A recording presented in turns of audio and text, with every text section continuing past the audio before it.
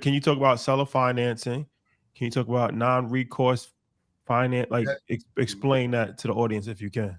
Yeah. So some people heard that I sold the Promise Homes Company 2 years ago, Christmas Eve. Yes, I work on Christmas Eve, and I sold it for $121 million. And then immediately I became a partner in the new joint venture. I'm trying to get out of that now, but I became a partner in the new joint venture that bought the company.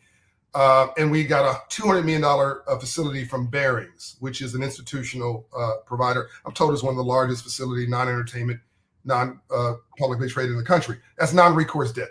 I didn't guarantee it. The $100 million that came after that from Citigroup, non-recourse debt, no guarantee.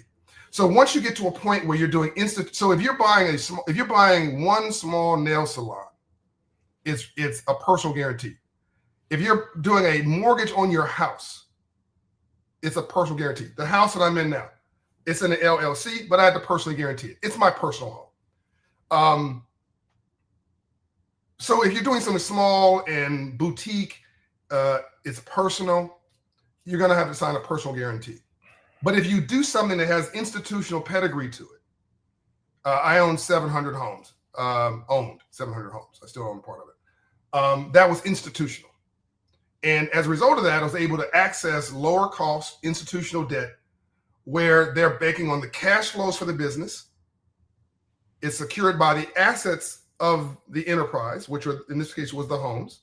All the equity was more than sufficient. So without getting into details, let's just say I had double the equity for the debt that I was procuring. But even 70% would work in this example we're giving here. And I was selling the company below market rate in this particular example. This would also relate to the dentist office and all the stuff that you're buying from, because you'll probably get, if it's worth $2 million, they'll probably sell it to you for $1.8 million. If it's worth $5 million, and they're going to sell it to you for a multiple of cash flow, a multiple of cash flow or a multiple of profits. That's how you calculate what it's worth. And if you go to a bank or you go to a Wall Street firm, like private equity firm or a family office, let me know if I need to break that down. If it's a big enough transaction, 7, 8 figures, mid seven figures, like $5 million, $8 million, $10 million, and you've got a franchise of whatever it is in that city, and it's been going for 5 or 10 years successfully, you can probably access institutional non-recourse debt, which means essentially no personal guarantee. If it goes sideways, they don't come after you personally. They're not coming after your house. Did I explain that okay? Yes. For the average person listening tonight that may not have those relationships, can you talk about how you talk to us like we're your sons or daughters, though, for those who are watching? This is how I talk to my sons and my daughters, but go ahead. How do you begin by the way, real quick, Mike Maples, who you wouldn't know that name, he's on my board. He's a venture capitalist, one of the top 20 in the country. He's in Silicon Valley. Do this real quick. His dad worked for Microsoft. So I asked him, how'd you get into this thing? Well, tell me about your family. Oh, my dad worked for Microsoft. What did he do? Oh, he worked with Bill Gates. Well, everybody technically worked for Bill Gates. Well, he ran products. You mean he was the president of products? Yes, I'm doing this real quick. I said, okay, so your dad was like a baller at Microsoft. Yes, Mike Maples Sr. Okay. He had a business. He was 10 years old. He sold candy or whatever it was. And he said, Daddy, I'm selling this company to Joe Blow, to Disney. I'm selling this company to Disney. Aren't you excited? And the father said, I'm very disappointed in you. We don't do that in our household. We don't think like that in this household. I didn't raise you to build a company to sell to Disney. I raised you to build a company to buy Disney. So this is how we should be talking to our children. This is how we should be talking to our mates, our friends, our partners, with a level of sophistication and helping people to bring their frequency up. elevate, because we can do it. Where the rules are published and the playing field is level, we kill it, which is why I love what you guys do. But you got to go from the streets to the suites in this conversation. So, so now I will translate though. You said you're about to say, talk to me, talk to the audience like I would talk to my son, daughter, nephew about what? About how to build these institutional relationships if they don't have them. First thing you got to do is get your credit score up to 700. Otherwise, you can't even. It's like somebody going to lunch with you and saying they want to do a $5 million deal, but they can't pay for the $50 lunch. I can't tell you how many times I've had broke people come to me talking about they have a $5 million or $5 billion line of credit from China or Russia or someplace that you get from China. I'm like, come on, knock that stuff off. I said, if you had a $5 billion or $500 million line of credit, do you really think that you'd be talking to me at lunch? Don't you think that JP Morgan Chase would have that? Don't you think that Wells Fargo would have that? KKR would have that? Some investment banker would get that deal. Why are you so special? It's because it's a scam, right? Yeah. So and it unravels. So first of all, get your credit score up so you actually can walk the talk.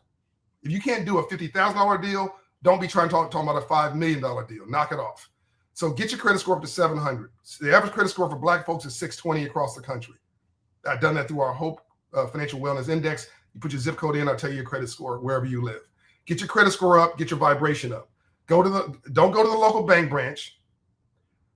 Find the regional credit officer for the bank. Don't go to a money center bank. Go to a regional bank or community bank that has $1 billion, $2 billion in assets, $5 billion in assets, but you can still get to the chief credit officer. You still get to the chief lending officer. Mm. If you can get a no, why would you want to get a no from the branch manager? No disrespect intended from the branch manager. If I'm gonna get a no, I want a no from a boss. So I'm gonna go find. We're great at storytelling. Go find who the chief lending officer, chief credit officer is. These people who make credit decisions at a mid-sized bank. Mid-size is something with a B on top of it, billion in assets. It's not very big for a bank, but you can still access these people. Their email is on their website in most cases. Send them an email. Don't be crazy.